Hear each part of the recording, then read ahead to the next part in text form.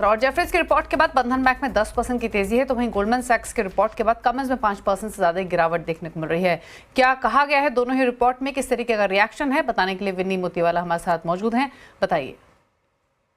बिल्कुल, तो दो स्टॉक्स आज इंपॉर्टेंट जो फोकस में है, एक बंधन बैंक है जो काफ़ी अप ट्रेंड में चल रहा है अभी। तो पॉजिटिव न्यूज़ फ्लो क्या है, यहाँ पे आरबीआई ने अप्रूवल दे दी जो है पार्था सेनगुप्ता को मैनेजिंग डायरेक्टर और सीईओ की पोस्ट के लिए, और ये होगा विद इफेक्ट फ्रॉम 10 नवंबर 2024। तो यहाँ पे पार्था सेनगुप्ता की पॉजिटिवनेस, वो उन्होंने 40 ईयर्स काम किया है बैंकिंग इंडस्ट्री में। उनके पास काफ़ी एक्सपीरियंस है इंडस्ट्री की, क्योंकि पहले वो प्रीवियसली सर्व कर चुके हैं डेप्यूटी डायरेक्टर और chief credit officer SBI bank के साथ। फिर उन्होंने उसके पहले था उनका जो था एमडी एंड सीईओ थे इंडियन ओवरसीज बैंक में। तो इतनी सारी एक्सपीरियंस लेके अब वो आएंगे बंधन बैंक में।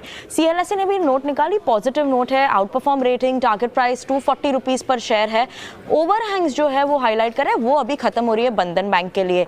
CGFMU ऑडिट कंप्लीट हो जाता है कंपनी का, उसके अलावा न्यू एमडी और सीईओ आ गए, तो वो जो ये दो इंपॉर्टेंट ओवरहैंग्स थी वो अभी खत्म हो चुकी है कंपनी के लिए। उसके अलावा फोकस भी आएगा वापस फंडामेंटल्स पे, और नियर टर्म में डेलिक्वेंसीज जो है आउटलुक है वो थोड़ी बिनाइन है MFI सेगमेंट की, माइक्रो फाइनेंस सेगमेंट भी। पर उसके अलावा लॉन्ग टर्म में कोई प्रॉब्लम नहीं दिख रही है। जेफरीज भी मेंटेन कर रहे हैं अपना बाय रेटिंग, उनके लिए भी वैल्यूएशंस भी अट्रैक्टिव बता रहे हैं। तो यस, इंटरेस्टिंग है बंधन बैंक, इसीलिए आज बस कर रहा है ट्रेड में।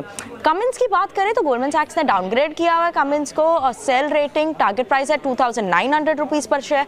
3 मेन कंसर्न हाईलाइट किए हुए हैं। वन है जो है CPCB फॉर ट्रांजिशन है, दैट वो डीजल जेनसेट्स के लिए अभी 15 से 25% ज़्यादा एक्सपेंसिव हो जाता है। वो एक्सपेक्ट कर ले कि इंक्रीमेंटल मार्केट शेयर होगी, पर एक्सपेंस वो वेव ऑफ कर लेगी जो प्रॉफिटेबिलिटी के लिए। मार्केट शेयर ग्रो होगी पर प्रॉफिटेबिलिटी में भी थोड़ी कम हो सकती है इसकी वजह से। उसके अलावा तो बैटरी एनर्जी स्टोरेज सिस्टम है, वो एक्सपेक्ट कर रहे हैं कि वो और अदर ऑल्टरनेटिव जो है वो रिड्यूस कर लेंगे ओवरऑल जो डिमांड है डीजल जेनसेट के लिए मीडियम टू लॉन्ग टर्म में, उस पर थोड़ी इंपैक्ट आ सकती है। और वीक मैक्रो एनवायरनमेंट है और स्ट्रिंजेंट एमिशन नॉर्म्स है, वो थोड़ी ग्रोथ को सबड्यूड रख सकती है कंपनी के लिए। तो मेन रीजन डाउनग्रेड है कि नियर टर्म मार्जिन में प्रेशर आ सकते हैं और मीडियम टर्म ग्रोथ मॉडरेट हो सकती है, और इसीलिए प्रेशर है कमेंट्स पे।